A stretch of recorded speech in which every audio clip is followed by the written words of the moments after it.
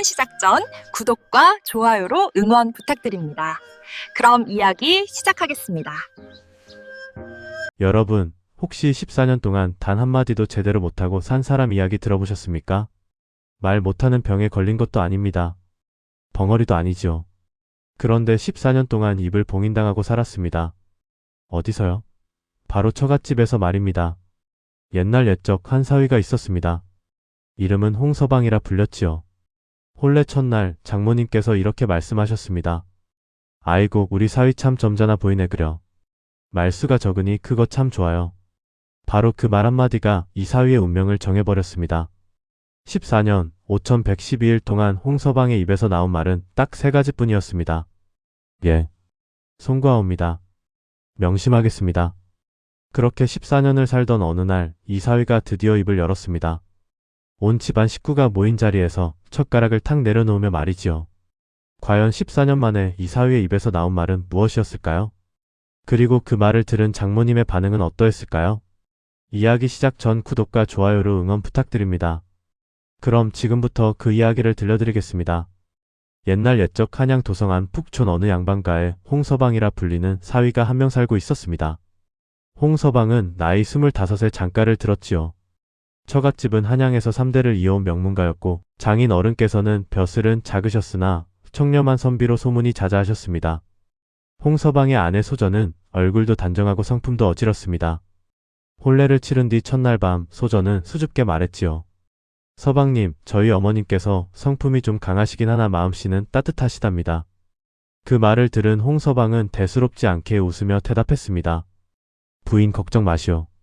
장모님께 효도하는 것이 사위의 도리가 아니겠소? 하지만 홍서방은 그때 미처 알지 못했습니다.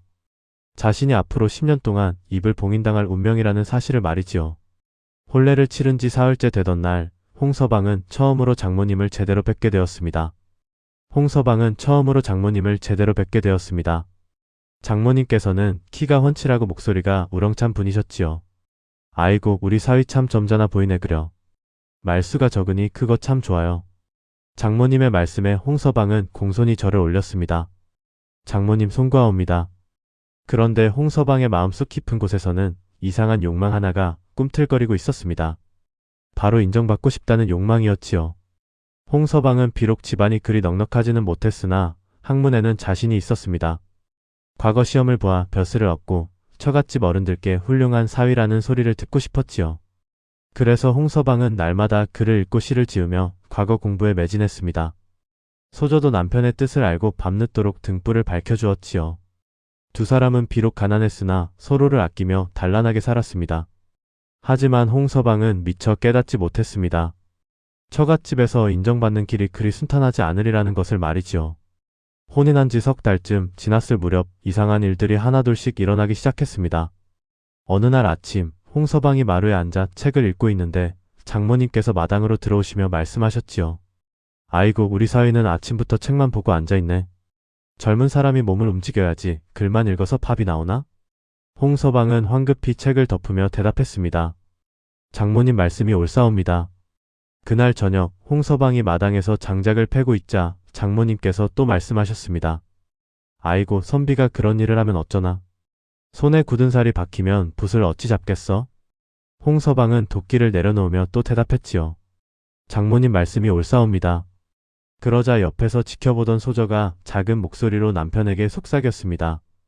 서방님, 어머님 말씀은 그냥 듣기만 하시면 됩니다. 대꾸하시면 더 길어지십니다. 홍서방은 그제야 고개를 끄덕였지요. 하지만 아직은 그 뜻을 온전히 이해하지 못했습니다. 그러던 어느 날 운명을 바꿀 만한 일이 벌어지고 말았습니다. 초여름 장맛비가 억수같이 쏟아지던 날이었습니다. 홍서방은 처갓집 사랑채에서 장인 어른과 함께 차를 마시고 있었지요. 그때 장모님께서 부엌에서 김치를 담그고 계셨습니다. 장모님의 목소리가 사랑채까지 들려왔지요. 아이고, 요즘 젊은 것들은 뭘 해도 성의가 없어. 김치 하나 제대로 담글 줄도 모르고 말이야. 곁에 있던 몸종이 대답했습니다.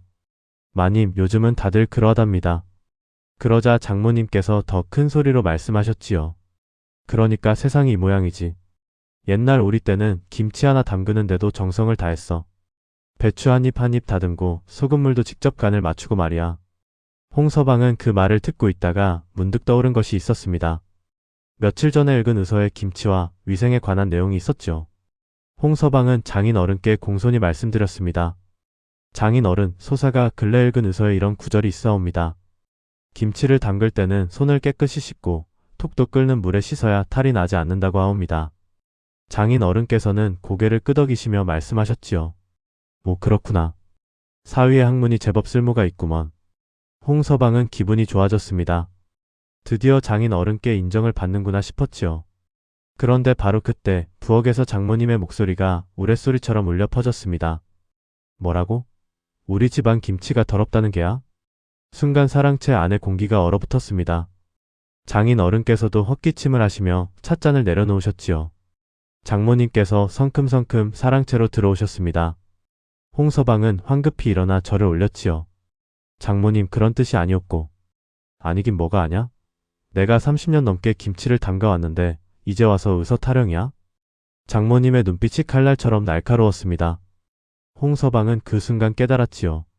자신이 방금 엄청난 실수를 저질렀다는 것을 말입니다. 장모님, 송구하옵니다. 소사가 주제넘게. 주제넘긴. 사위가 장모한테 이래라 저래라 하는 게 어디 있어? 글을 좀 읽었다고 세상 이치를 다 안다고 생각하나? 홍서방은 머리를 조아리며 연신 사과했습니다. 그날 저녁 소저가 남편에게 조용히 말했지요. 서방님, 제가 말씀드렸잖아요. 어머님 앞에서는 그냥 듣기만 하라고요. 홍서방은 그제야 진정으로 깨달았습니다. 이 집에서 사위로 살아남으려면 입을 다물어야 한다는 것을 말이지요. 그날 이후 홍서방의 입은 서서히 봉인되기 시작했습니다. 그날의 김치 사건 이후 홍서방은 장모님 앞에서 말을 아끼게 되었습니다. 처음에는 조심스럽게, 그 다음에는 습관처럼, 나중에는 본능처럼 말이지요. 명절이 되면 처갓집에는 온 식구가 모였습니다. 처남 처제들과 그들의 배우자, 그리고 아이들까지 모이면 집안이 북새통을 이루었지요. 그럴 때마다 장모님께서는 사랑방에 둘러앉은 사람들에게 말씀을 하셨습니다. 아니, 말씀이라기보다는 훈시에 가까웠지요. 요즘 세상이 어떻게 돌아가는지 아나? 다들 예의를 모르고 윗사람 공경할 줄도 모르고. 장모님의 말씀이 시작되면 보통 반 시즌은 좋게 이어졌습니다. 우리 큰 사위는 말수가 적어서 참 좋아. 말없이 듣기만 하니 속도 편하고. 그 말을 들을 때마다 홍서방의 속은 편하지 않았습니다. 말이 없는 것이 아니라 말을 할 수 없었던 것이지요. 어느 추석날이었습니다. 온 집안 식구가 둘러앉아 송편을 빚고 있었지요. 장모님께서 말씀하셨습니다. 우리 큰 사위 올해 과거는 보지 않았나? 홍서방은 조심스럽게 대답했습니다. 예, 장모님. 아직 준비가 부족하여. 준비가 부족하긴 벌써 몇 해째냐? 다른 집 사위들은 진작에 벼슬을 얻었는데. 옆에 앉아있던 소저가 어머니를 말렸지요. 어머님, 서방님께서 열심히 공부하고 계십니다. 그래서 결과가 뭐가 있어? 공부만 열심히 한다고 밥이 나오나? 홍서방은 고개를 숙인 채 대답했습니다.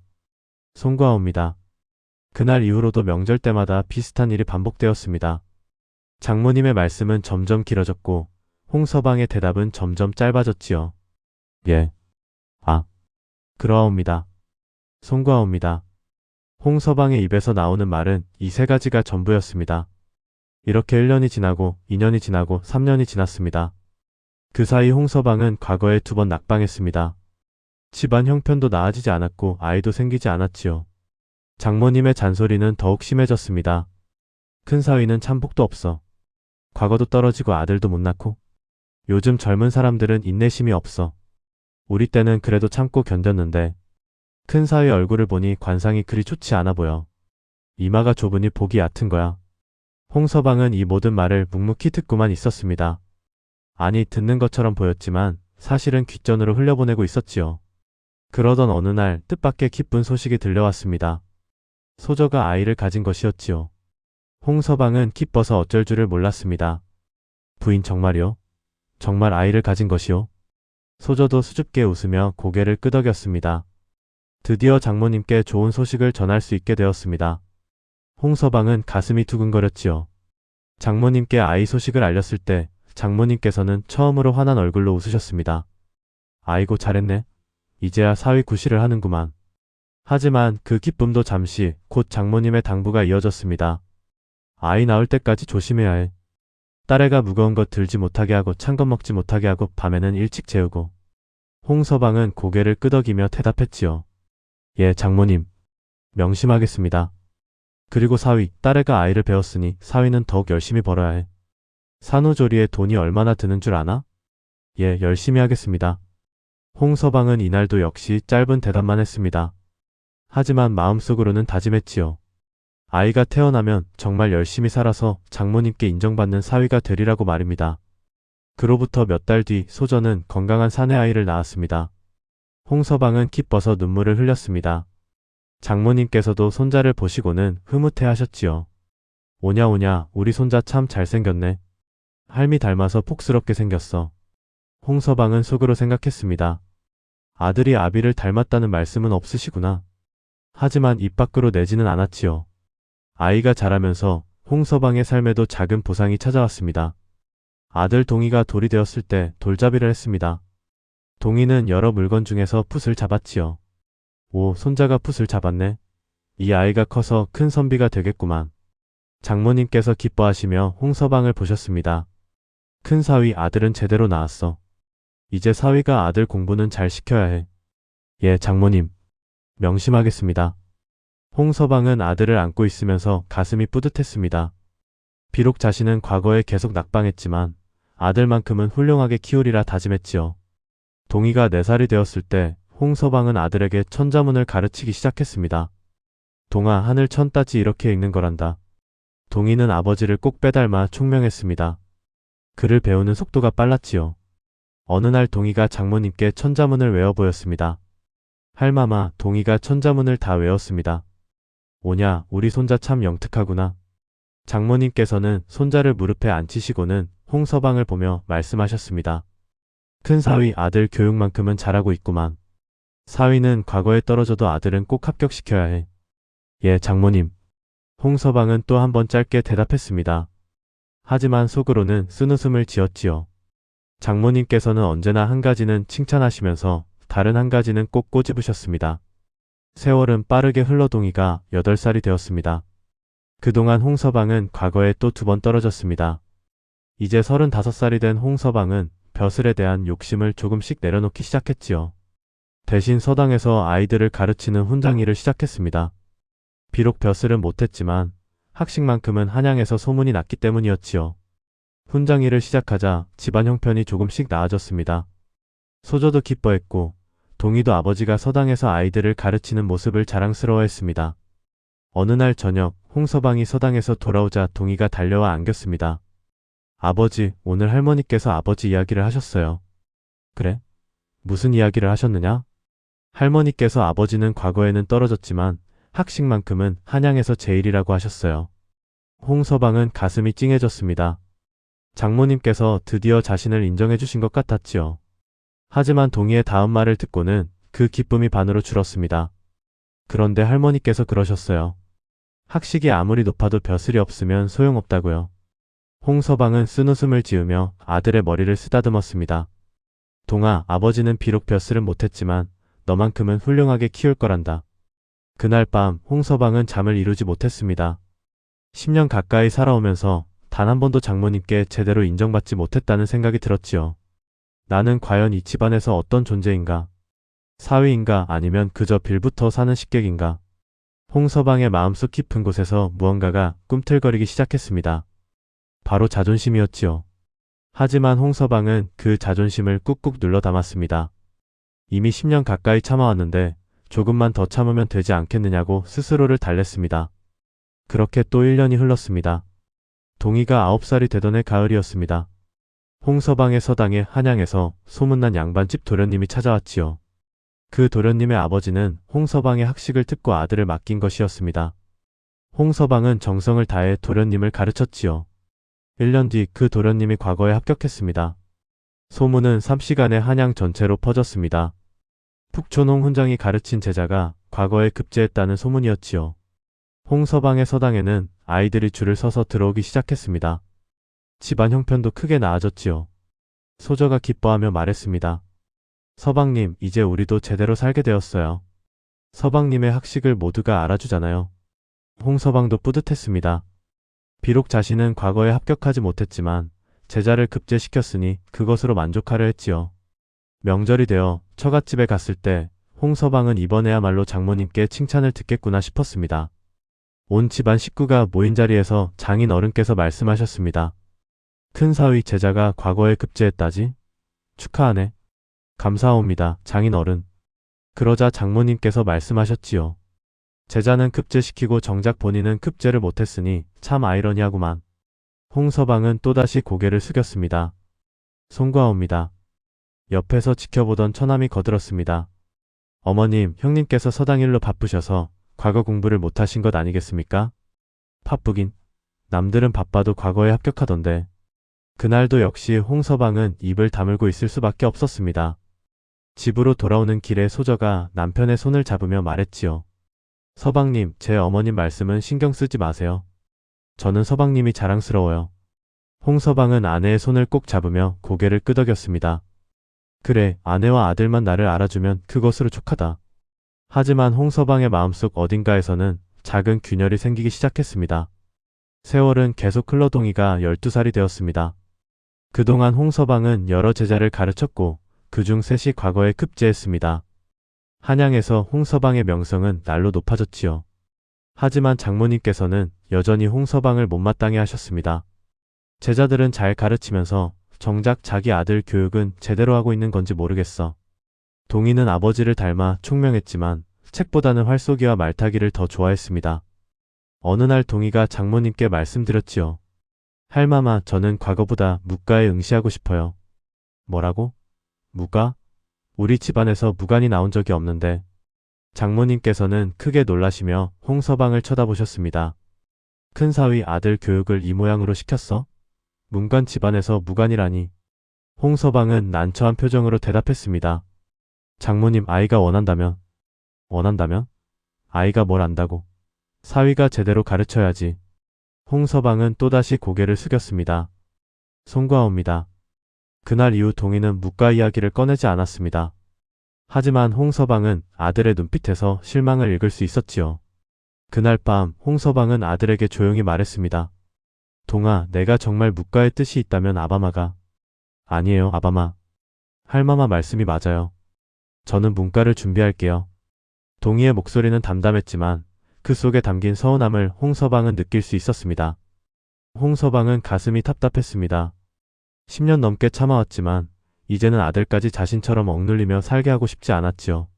하지만 여전히 홍서방은 입을 열지 못했습니다. 그렇게 또 2년이 흘렀습니다. 이제 홍서방과 소저가 혼인한 지 14년째가 되었습니다. 동희는 14살이 되었고 홍서방은 41살이 되었지요. 그동안 홍서방은 더욱 많은 제자를 가르쳤고 그의 명성은 한양을 넘어 지방까지 퍼졌습니다. 하지만 장모님의 잔소리는 여전했지요. 큰사위는 참 이상해. 남은 잘 가르치면서 정작 자기 인생은 왜 그 모양이야?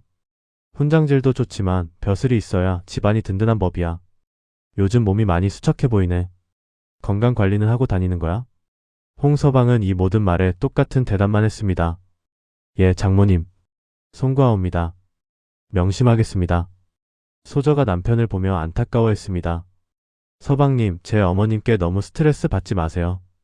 홍서방은 쓴웃음을 지으며 대답했지요. 부인 괜찮소. 이제 익숙하오. 하지만 익숙하다는 것이 편하다는 뜻은 아니었습니다. 홍서방의 마음속에는 10년 넘게 쌓인 말들이 켜켜이 쌓여 있었습니다. 하고 싶었던 말, 해야 했던 말, 하지 못한 말들이 말이지요. 그 말들은 마치 독 속의 갇힌 잔 같았습니다.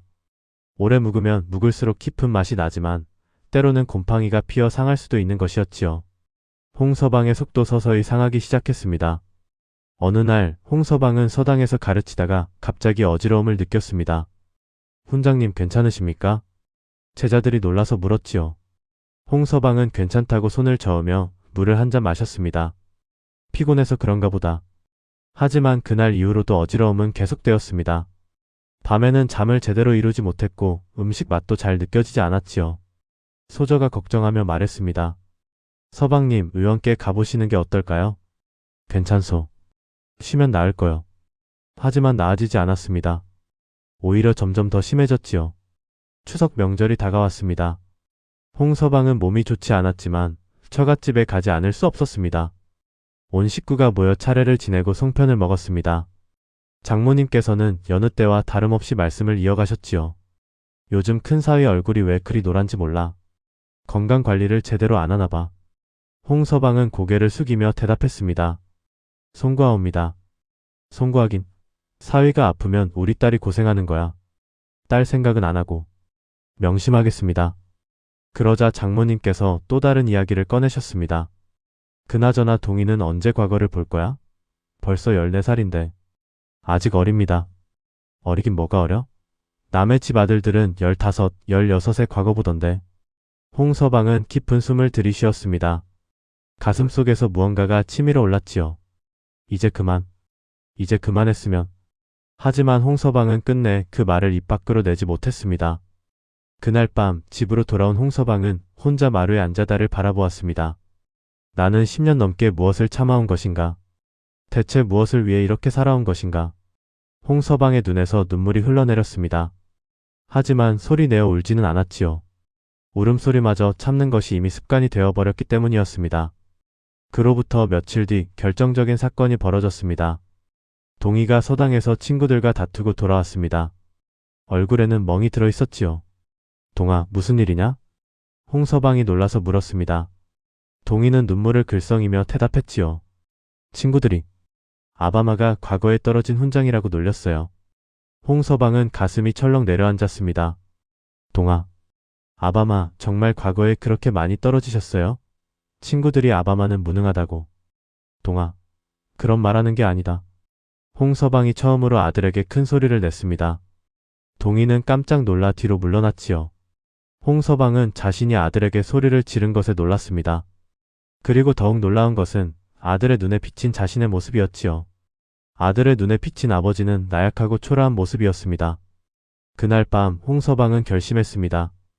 더 이상 이렇게 살 수 없다고 말이지요. 보름 뒤 처갓집에서 장인 어른의 생신잔치가 열렸습니다. 온 식구가 모였고 친척들과 친구들까지 와서 자리가 가득 찼습니다. 생신상을 차리고 모두가 둘러앉았지요. 장인 어른께서 기뻐하시며 말씀하셨습니다.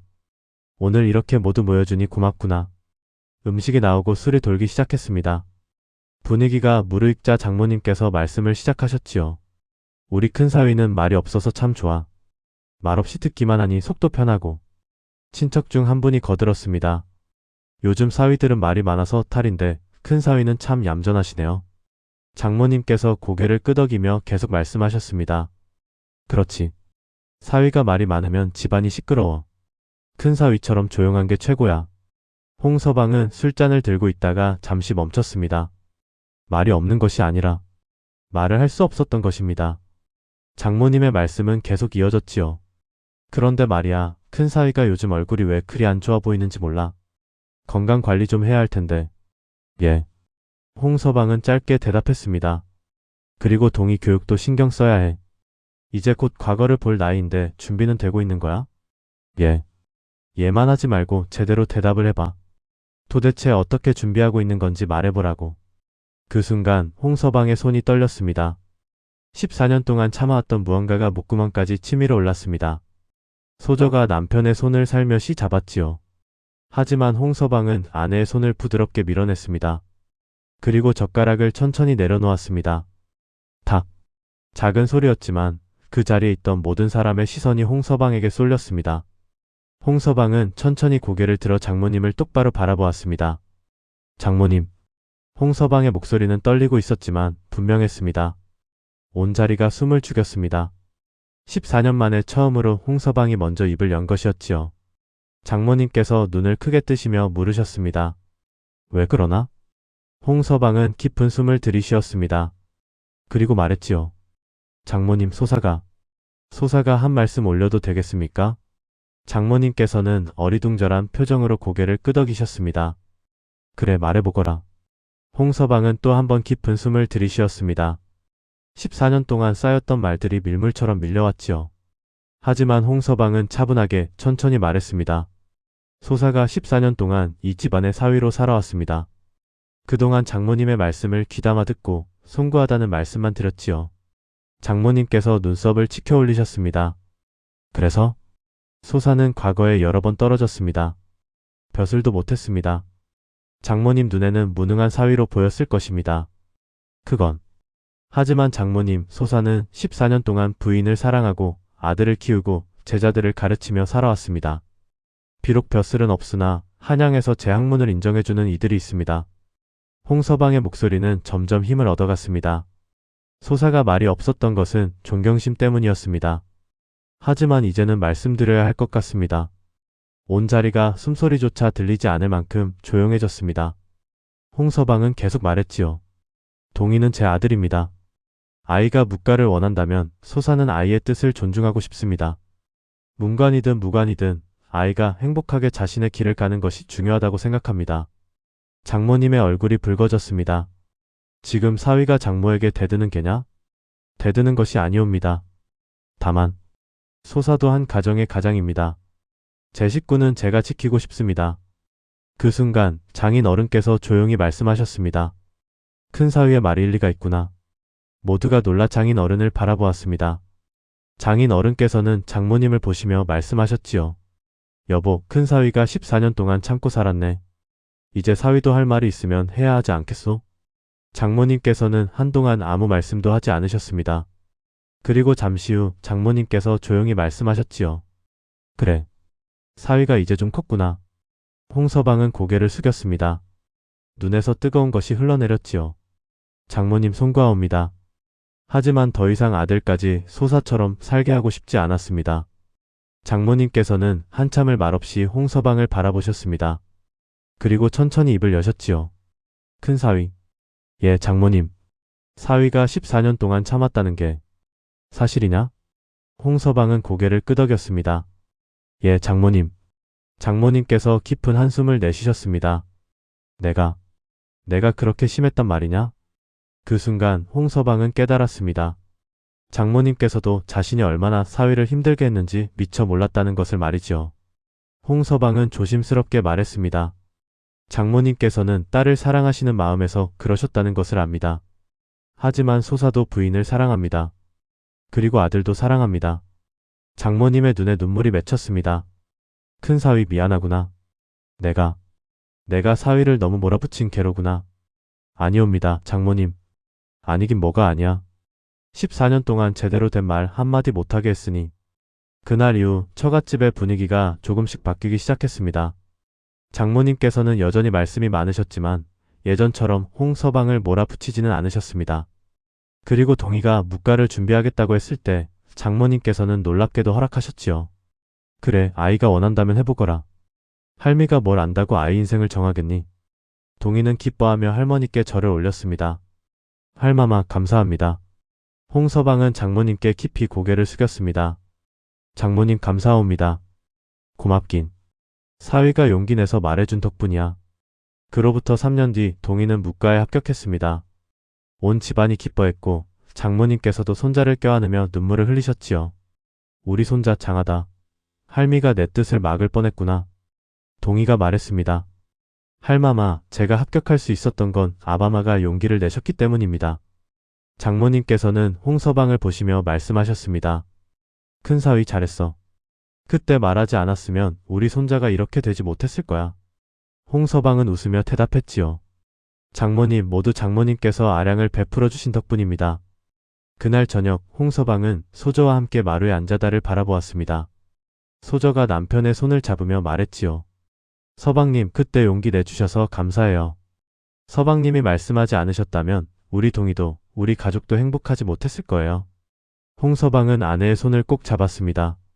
부인, 나도 배웠어. 참는 것만이 미덕은 아니라는 것을 말이오. 그로부터 세월이 또 흘렀습니다.